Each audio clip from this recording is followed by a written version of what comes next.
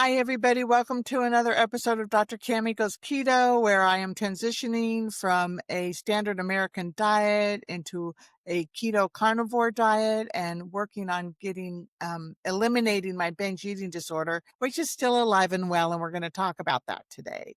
I am here with the lovely Mike Collins, who is a sugar-free man and who is at sugardetox.com and has been very instrumental in helping tens of thousands of people get off of sugar and deal with living life fully and completely and abstinent from sugar and flour and for some of us caffeine. So thank you so much for being here with me, Mike. Always a pleasure, Dr. King. Always a pleasure. All right, so this is very raw, everybody. We did not discuss anything before this recording. I said, let's just roll with it because a lot of times we'll end up discussing things that we think would be good in the taping. So we're just going to go ahead and start talking about me eating off plan again.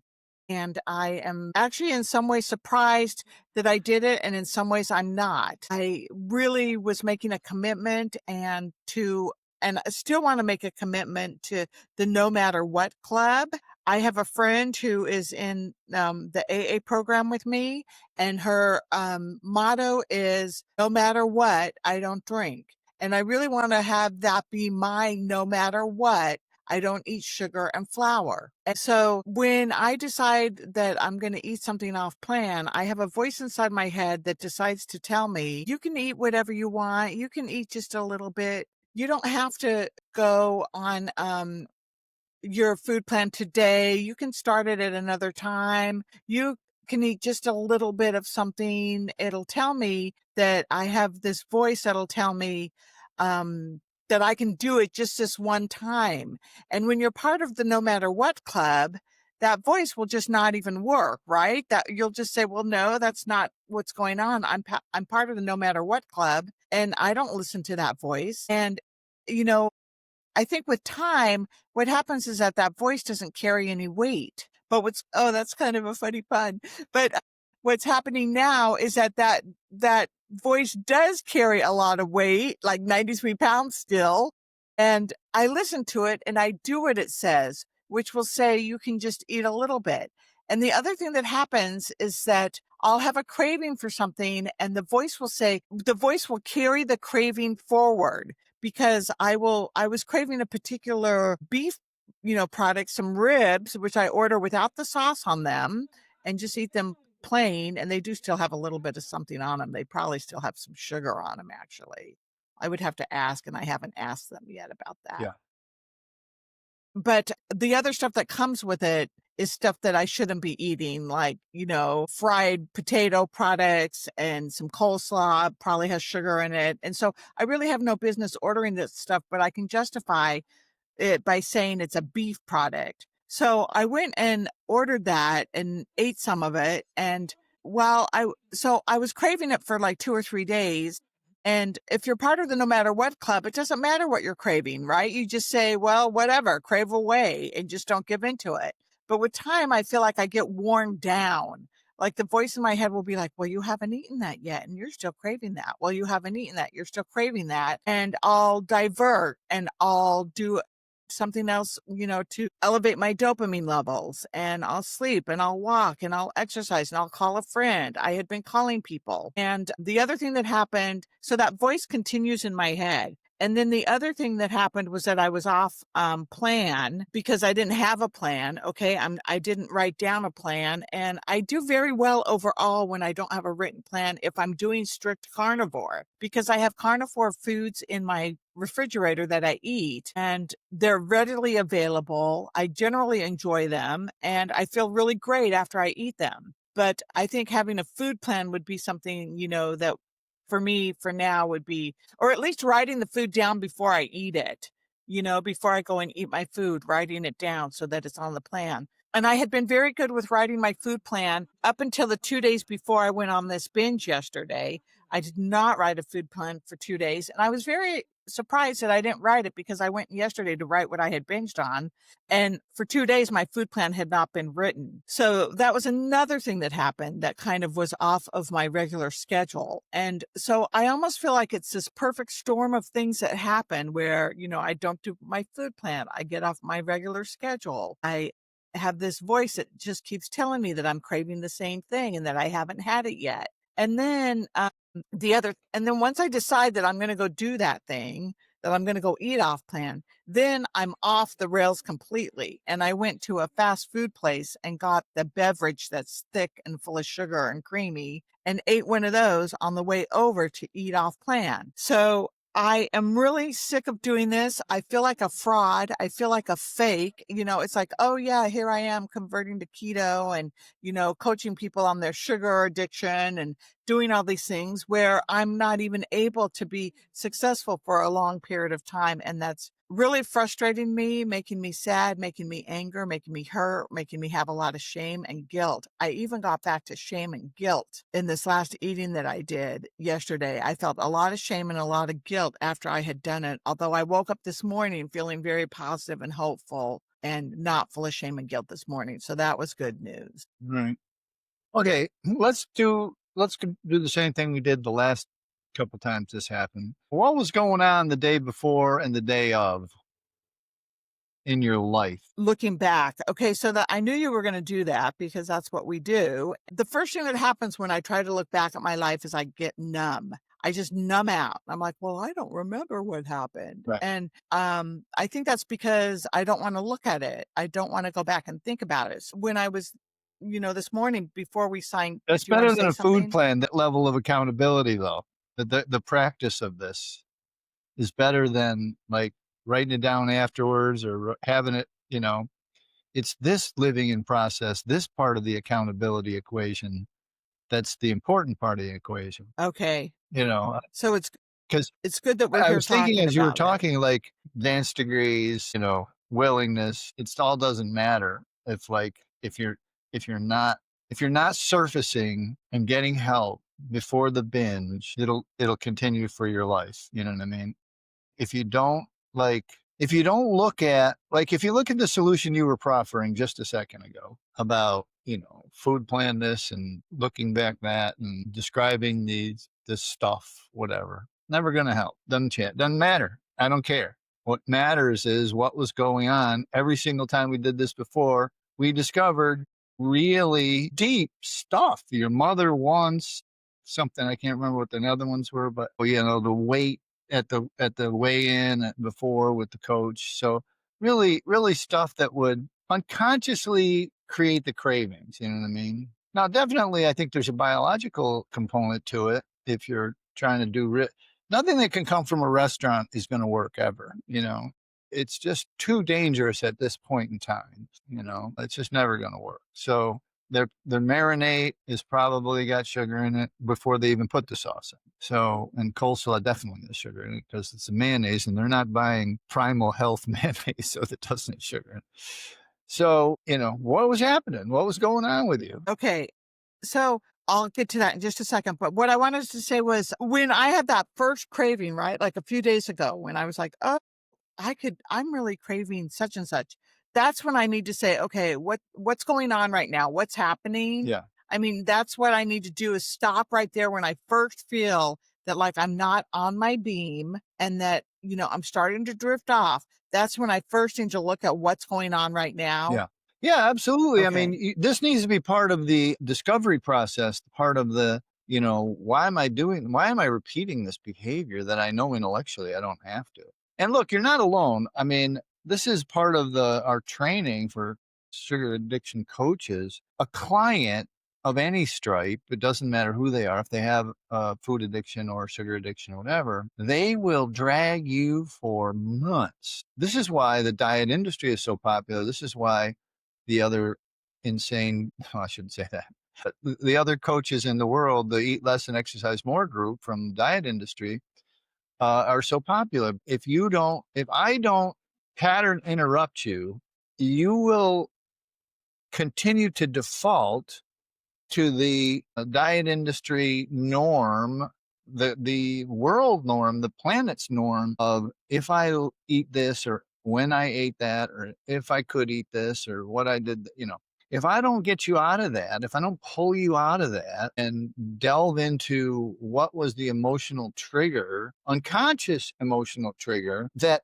turned on that I haven't had it in a while. I could have, whatever that chatter is. What turned the chatter on was not your stomach, because you've been off plan for a while. So it's not even that biological, it's emotion.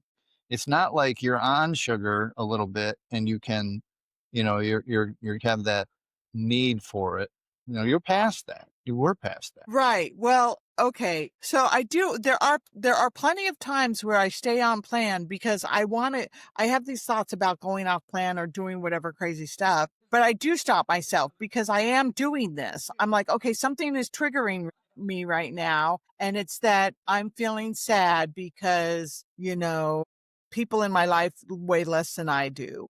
It'll be like me comparing myself, or I feel sad because like whatever reason. And so I do have some success, right? Like I'm able to do it. But this unconscious emotional trigger, how do I get it conscious? Is this how I do it, by just trying to walk through and figure it out? Yeah, Because it feels like it's deep. the conscious manifestation of it is the chatter, okay, is the rationalization, is the I could, I should, I would, I wanna, all these kind of things about food, right? Now, look, I've said this 100 times and I can't stop saying is like, nobody knows. We don't have the diagnostic tools to figure out how the emotional need, the limbic brain need for a dopamine hit is translated to the frontal cortex and begins the discussion in your mind consciously about changing this behavior from abstinence to a little bit of something, something, that who knows? Doesn't matter right now. What matters is that the trigger, the awareness buzzer, the red light, the warning signal is the chatter. So the chatter, it says, all the things that you said. Well, I could have this, I should have that. All those things are when you go, put on the brakes, get on the phone, call people, get at a meeting, all the tools that and you begin the process of trying to uncover it. All right. So I was looking back on my calendar and what happened for those 2 days that I didn't keep a food plan. And And that should be so another yesterday, cool, another trick, another warning signal is that you didn't keep a food. yeah. And so I'm very smart and my unconscious is very tricky. And like I went through 2 days of no food plan and didn't even realize, okay, so I want to be so unconscious of it that I didn't even realize I hadn't been doing a food plan until yesterday when I went to do it. I'm like, oh, look, I haven't done this for 2 days. When I had done it like every day at night, I have a routine Right. where I do my step 10 for AA and I look at like how my day went. Do I need to make an amends to anybody, like, including myself? How did I treat people? And I have a journal and I write it down. And at the same time, I make sure I did my food plan and look at that. I had not done that for 2 days. And then I don't even realize that I didn't do it. Mm. So I feel like, God, so, I walk around clueless, but I think I intentionally like pretend that I'm clueless, but I really am clueless because I didn't pay attention to it. It was the weekend and football games were going on. And, I was excited to watch the game in Berlin at 6 o'clock on Sunday morning. And, I do these things where I like put all these other things at the forefront. And then the things that I'm supposed to be doing routinely to keep myself healthy, I'm not doing. So that's one thing to be looking at. So the other thing that happened was on Saturday, I went to the gym in the morning and I had a good morning. And then I went that afternoon to fundraiser and I met my sister there. And I was very pleased at the fundraiser because um, they had lots of choices there of food that were really good for me to eat. They had a charcuterie board and they had meats and cheeses and nuts, which I didn't eat, but they had like these little appetizers with the cherry tomato and the mozzarella little cheese ball and the other cherry tomato, and a little leaf of basil and Right. things like that. So I ate really well there. And I'm trying to think if I had like a bite of something, like, because they did have some flour items there. Yeah, And back to the, you just got to eat before you go to these things. You have to not eat at these things because you just don't know what's in anything, including the meats and the cheeses or nothing. You just don't know. Cheap, most cheap the meats that they would be in a restaurant environment have been injected with sugar. And definitely if you're having any processed stuff of salamis or any of that kind of stuff, that's all got sugar. And so it was, it was a trip of a trigger, you know what I mean? It was a biological trip and, whatever. So you just have to, Interesting. Okay, that's important for me to know. So I should have, like, if I was going to eat there, like either eat before or bring my own meat or something. yeah, you should just eat before. I mean, when you're that far, when you're whatever 30, 40 days in, you're not going to need to eat. And it doesn't sound like it was a meal. It was just nibbles, you know? Yeah. Yeah. So that's the worst. And definitely don't need to eat at a nibbles event. You don't need to eat anything. Zero water. That's it. You know, Uh, Squeeze a lemon. Okay. Okay. All right. So while we were sitting there after we had eaten some appetizers and the band was playing and stuff, and then we had a little intermission, I was just sitting there talking to my sister. And I said something about dessert, like, "Oh, are you gonna go eat dessert?" And she's like, "No, I don't really need a cookie or anything like that because I eat plenty of those." And then this woman came by with a tray and she had, um, this spoon, a little plastic spoon with a little cute little curve on the end of it. There was inside the spoon was some dessert. And so she put it right in front of our face, and my sister was like, "Is it?" And then I asked, "Is it good?" Like, I have no business asking if it's good. Who cares if it's good or not? But I said, "Is it really good?" And she's like, "Yeah, they're really good. You should each take 2." That's what she said. And then I had it in my hand and I'm like, "No, I'm not going to take it." So I put it down and then my sister took one and then she ate it and she was like downplaying it. She was like, "Oh, it's okay. It's okay." But anyway, isn't this interesting how I want to sit here and talk about the food instead of right now in this video, instead of getting to what the real matter Yeah, no, you is? just keep bringing it back. And look, again, you're not alone. It's not unusual. It's very common. And again, if I don't put the brakes on it, if I don't stop the discussion about it, I was just thinking, it's so funny because I was thinking about a couple of my contemporaries who, were they to hear this video, they'd be going, what the hell is he allowing her to talk about food for? You know what I mean? It's like, Well, you've got to interrupt me then, yeah, Mike. You have to just say, "Hey, time out. I know, but Do a little like I, this. Do a little time out," and yeah, I'll be quiet. No, I mean, but look, it. I think this is a good teaching moment for anyone watching or listening to this, and that this is common. You know what I mean? This is common. This is normal of people that come to us. You know what I mean? Because of the brainwashing of the diet industry, and that the thought process is that must have something to do with it, right? When in reality, it doesn't have anything to do with it. You know what I mean? It has to do with you discovering. Look, when you were talking, I was saying to myself, okay, so here we have in a social situation with a family member, um, someone who wants to be normal. Like that's always the goal. Someone who wants to be normal, wants to not have these restrictions at an event like this or in general, whatever. You know what I mean? So that's number Yeah. one. And number two, a slippery slope or a slippery place where you could, rationalize that having salami and having, I know what those on those boards things are, but there's only one thing on those boards that even has a remote possibility of not having sugar in it, and that would be beef. And normally that's not on there, and so, and then so anyway, let's not me be as guilty as you as diving into the food, but you can't. You just have this has to be an off limits situation where you eat first and there's no food available. So So then it's better go ahead. well, no, I mean, it's like, and I don't want the time to elapse for today without figuring out. So we have one piece of the equation. You're at an event or you want to be normal and you're with a family member who there may or may not be some, things that you guys need to discuss or want to discuss or, discussing your mother or whatever, you know what I mean? So we've got a bunch of emotional situations already, and that's without even digging. So maybe you can dig a little. Yeah, I think I know a little bit about what was going on. So I think it had to do with being alone and feeling lonely Okay. in a room full of people. And I want to talk about that in just a second. But, well, I don't really think I want to talk about it, but we will talk about it.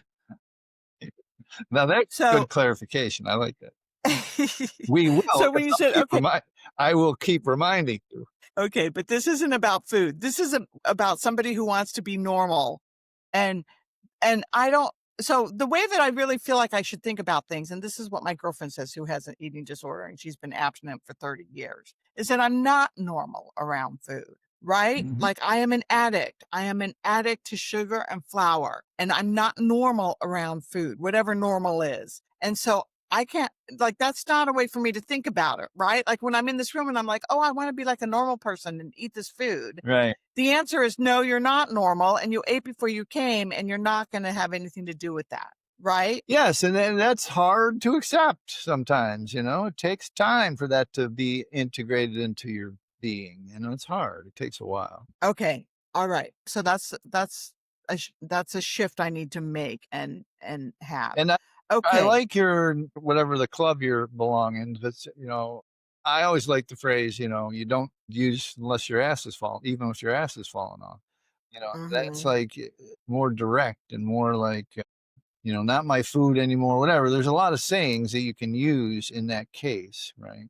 But each time we go through one of these, you're creating a new learning, a new behavior. And so now you can't go to the Nibbles events, that kind of stuff. Let's talk about being lonely in a room full of people. Like, what's the story there? I mean, why did you feel alone? Why did you feel? Well, tell me. I'm not going to put words in your mouth. What did you feel at the event? Okay, so I've been spending um okay, I've been spending time alone.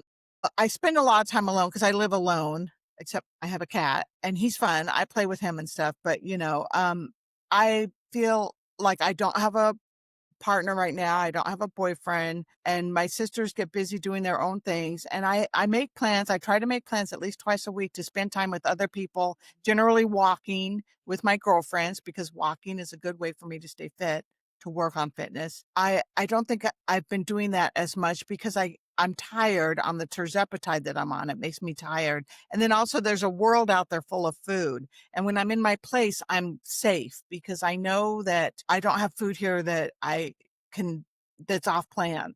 So it has something to do with being alone and feeling unsafe and being willing to take the risk. And so I was with my sister yesterday and then my sister left early. I got there before she did. So I was there a little bit before she did. So, and I was walking around talking to people and they had a little silent auction and I wasn't sitting in the corner like by myself, not moving.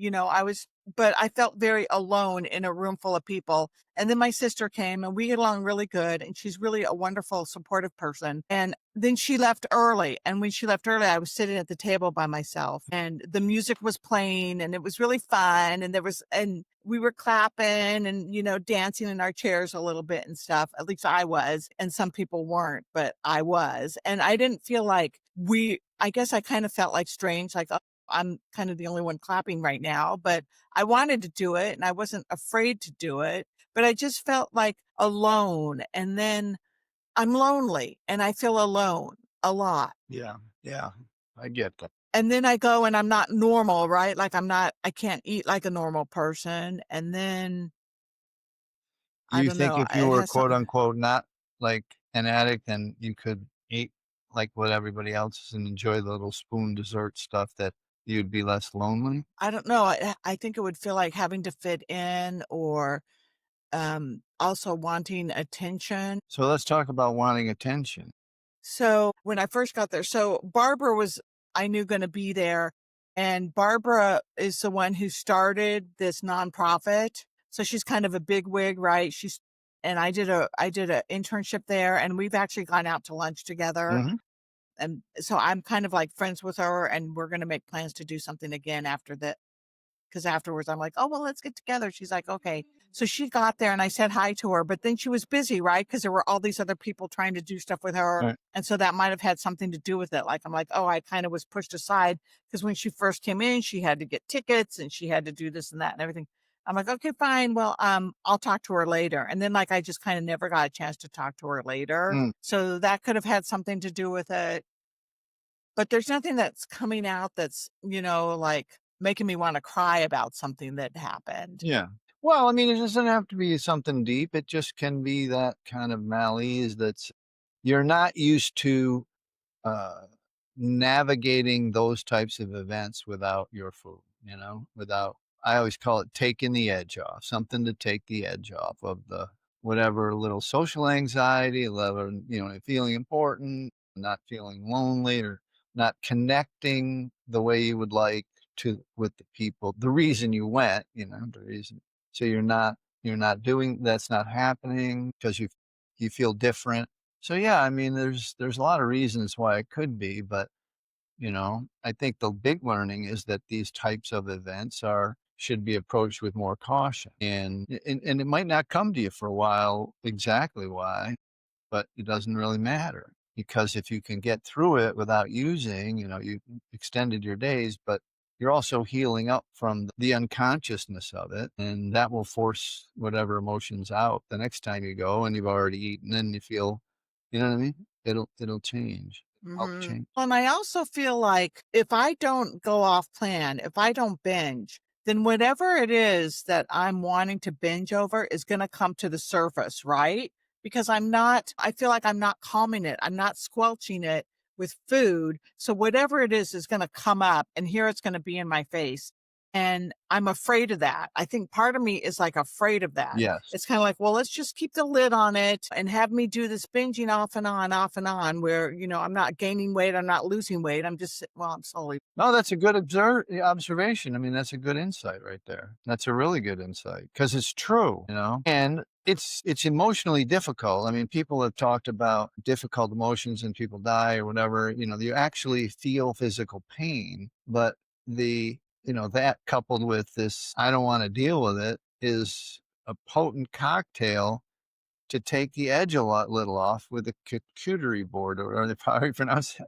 You know what I mean? It's enough to just get you into the event. Or you don't have to have an eclair or anything. You don't have to have a lot of sugar. Just a little will take the edge off of that emotional uh life, that emotional feeling, and likely, like it did, might cause a desire for more. But you're 110% right, and you have to kind of keep an eye on that idea that if you continue the abstinence, somewhere will be at one of those events, and the emotions will surface, and you won't have to anything to do but deal with them. You won't have any, you'll hopefully won't use, and you'll have learned what it was. And again, it's not required now to know what it was. It's just required that you don't use through it and get to the next level. All right. So we'll see what comes up, because it's a pattern that I'm in, and it happens like every 2 to 3 weeks. Yeah. Like it happens pretty much consistently, somewhere between 2 and 3 weeks. Right. It feels like it comes to a head. Yeah. And I think you're right, Mike. I think a little sugar is bad for me. I think I am really sensitive to it. Oh yeah. I mean, absolutely. And that'll be enough. That's like a little beer or a little cocaine, it's like you just can't. You can't have that, even that little tickle, because that little tickle leads to, the sayings. It's like, it's not the 10th drink that gets you in trouble, it's the first. And people don't give sugar the respect that it's due, that, 3, 5, 10, 6 pieces of salami are going to trigger that. You know what I mean? I mean, I was just yesterday in Trader Joe's, and I've been getting, what have I been getting? I don't even know what it's called. I'll have to go look. Prosciutto. Okay. So prosciutto has 2 ingredients, ham and salt, right? That's it. But they come in the 3 packs where they have salami and whatever the other stuff is, and they all got sugar in them. All of them. Every one of them. I can't have any of them. So yeah, it's really, and I hate to say it this way, but you probably knew that anyway. And probably rationalized that anyway. Rationalized it away. Well, it's interesting that you say that, because I don't pay attention to a little sugar. I pay attention to more sugar, because like at the end, they came out with these meatballs, and one of them had sauce on them and one of them didn't. Yeah. And so I'm like, oh, well, I'll eat the ones without the sauce, and I won't eat the ones that are in all this thick teriyaki sauce. Yeah. But the ones without the sauce had bread in them and sugar in them, I'm sure. and I'm sitting there eating them, and so I think that that's enough just to keep the physical stuff going and to keep the mental stuff going. 100. Like, part of my head goes, oh, look, I probably really did get a little bit of sugar and a little bit of bread in there. And look, I'm making her think that, it's Well, you okay. and I have discussed this, but I was discussing it the other day before. Is the little sneaky, Yeah. like, oh, let me get a little, yeah, a little won't hurt me, a little won't hurt. And that's what all alcoholics say and drug addicts say, a little won't. When you ask an alcoholic whose life is obviously messed up and upside down, the answer is usually, oh, I just have a little on the weekend. It's that little irrationalization of it. And you have your own kind of set of rules. All addicts have their own set of rules. And this is right now your set of rules. So we got to smash that reset and get you on a new one. And I think over the years, of the time that you and I have been together, it's like, you said something very prescient in that you said, I don't pay attention to a little bit of sugar. You know what I mean? I don't pay attention to like whatever's in the meatball. You know what I mean? It's like when you have to, because that is the trigger. I mean, I know a lot of alcoholics who got drunk and before they got really good, they had near beer or beer that was not even near beer. That's even worse. But they had non-alcoholic beer that snuck under the legal limit, so they could call it non-alcoholic, but it had 1 or half a percent or something of alcohol, and that got people started back to drinking. You know what I mean? Yeah. And Yeah. so it's just a little bit, just enough to tickle all your senses about it. Yeah. Okay, so I'm a little remiss in that we have talked a lot about food here and it could be triggering for folks, but I do want to, leave folks with the idea that all this has nothing because everybody's situations they're never going to go to a fancy dinner, fancy thing like that. They're going to go to their cousin's house and they're going to try and rationalize at the football game spread like what they think they could eat, which is 99% of the time zero. That's like nothing. There's nothing that's at a spread at a football game party that you can eat, you know? And so you have to kind of let go of that as an emotional or as a life circumstance, which is hard. People have been doing it for 40, 50 years. They want to participate in the merriment and they can't. And that's hard. And that makes the isolation more difficult. That makes the loneliness more difficult. The I'm different more difficult. So more emotions come. That's before any other emotions that it might bring. Worthiness kind of stuff that you should have started this nonprofit or whatever it is. I wish I could contribute more. It could be anything. It could be anything. Uh, those, like you said, they may surface, you know, 3 months from now when you go to the next one and you ate first and you don't have anything. You'll have more grist for the mill to process through. Okay. So be ready for that. So kind of go through life like just aware, which I can do because I'm not on anything. Right. If I'm off all the mind altering stuff, being aware of what's happening and also be aware of, eliminate small amounts of sugar because I was chewing gum too, and gum has sugar in it. Yeah, I mean, it's so funny because I was thinking about like coming to San Diego and spending a week with you. It's like I can figure out like all of the rationalizations that you got going on. I see them all the time. We call them audits, right? It's harder. It can be done online if people are 110% honest, but they're not. It's not their fault. It's just that it's that limbic brain trying to hold on to the last vestige of whatever it is. And if I were to discover the gum and I would discover I would just shadow you at this event and I'm like, I'd be going, what the hell? There's no, it ain't going to work. It's just not going to work if you do that. Right. And I mean, it's an acceptance at some level that that we're different from what the norm of society is. But I've always been comforted by the idea, even back to my alcohol recovery, is that, and this is going to sound, I don't know what it's going to sound. I don't care. I'm going to say it anyway. It's like, I'm fucking right. They're wrong. I'm right. Just because society has integrated these products into our life Well, tough for them. Sorry, I feel bad for them, but and whatever it takes to get off them, that's fine. But to know that you're on the right course at a gut level, which I know you do at an Uh-huh. intellectual, I do. I know you know at an intellectual level, but you have to know it at a gut. You have to know that, like I always use this analogy, like 50 years from now, they're going to say, you know, they used to give sugar to kids. Like it's going to be so taboo. Just came out yesterday, 2 days ago, a study about the first thousand, another study about the first 1,000 days of children and all of the differences it makes intellectually, disease. I mean, this is a pretty long study they did. It's just, I mean, you're on the right path, and people that listen to this are on the right path. And society is is backwards. It's like the cigarette days. It's like the drinking and driving days. You know, it's like it's okay. Just be aware that the transformational process through is hard. The little bits that we've been talking about will trigger, will trigger the fallback. And that is very hard to accept, very hard to accept. I mean, Mm. because every diet says less than 10 grams of sugar. You're like, for us, we can't do less than 10 grams. We have to do zero, less than zero if Okay. we can. If Yeah. that's possible. I don't think it is mathematically. Okay. So the one thing I do want to say as we end, as we wrap up here is I really do I really would never lie to you. Okay? So that's one thing. Yeah. You know, I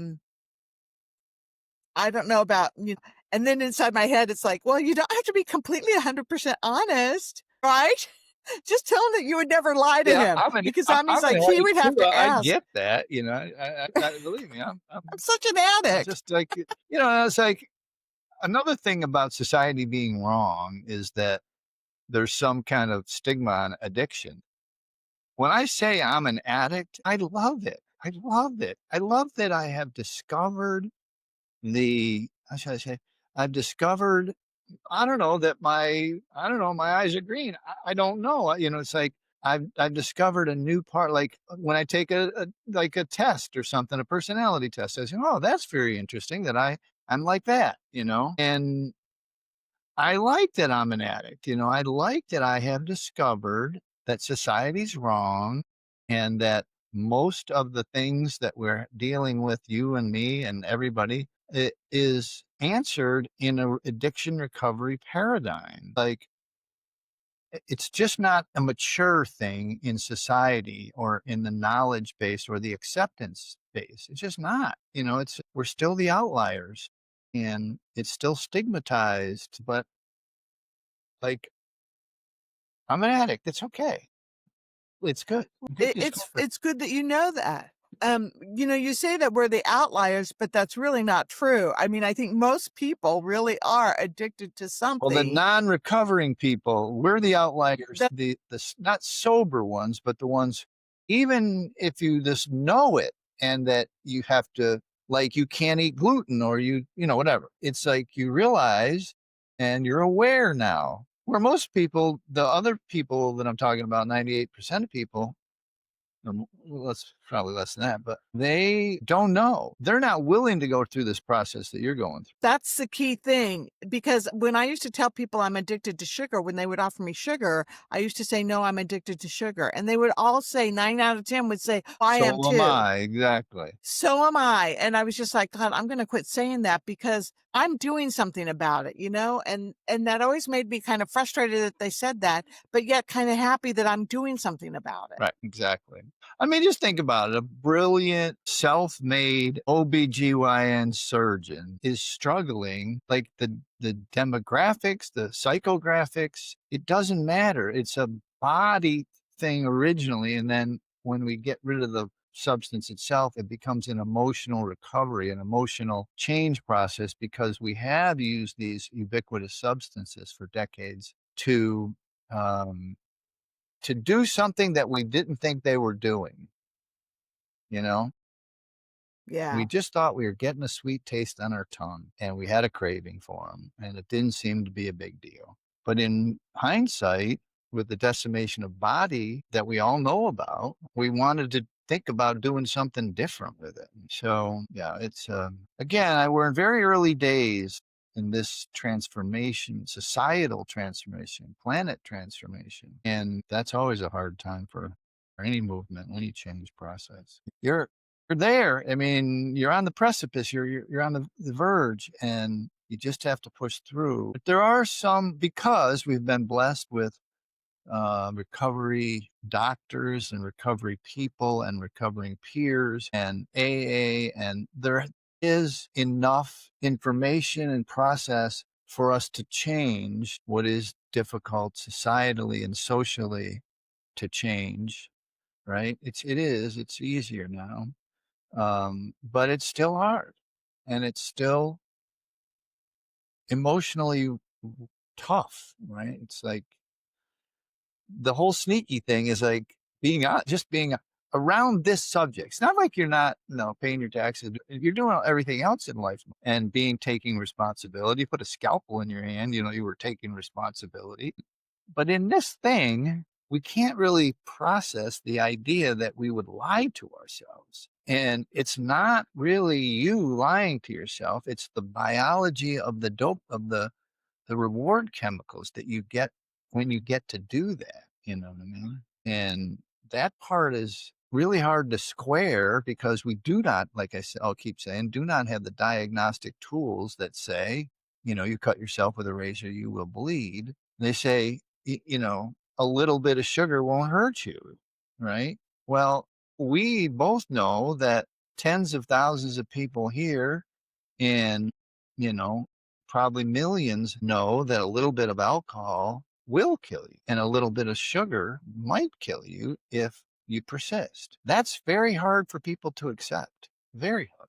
They just can't really make it square when you can give this to a baby, but you can't have it. And you can't have any. You have to have zero. That's a really difficult bridge to cross. Yeah. But look, Okay. Well, you're that's where I'm at. you're doing amazing. You just have to give yourself some grace. And really, I like your friend's thing. And don't use it even if your ass is falling off. Or what was your No matter club? what. What was your club? The No Matter What No Club. matter what club. I like that. I might steal that one. Yeah. It's Yeah. super important. It's like no matter what. No matter what. And it's also just a little bit. It's also just like one bite. Yeah. We've discussed this, how on this video about a little bit of sugar. So it's okay. So our next video, we'll see what comes up. I'm going to stay on the No Matter What Club Yeah. and process what's coming up. Use your tools too. You can call me, and there's other people you can call, but you can't call me I do. I call. and you I can't. call. I've been calling. Yeah, don't use the tools. Use the tools. Use the tools to get through the hard part. The part that's bridging the intellectual knowing with the emotional knowing. And I can promise you, I should know the promises.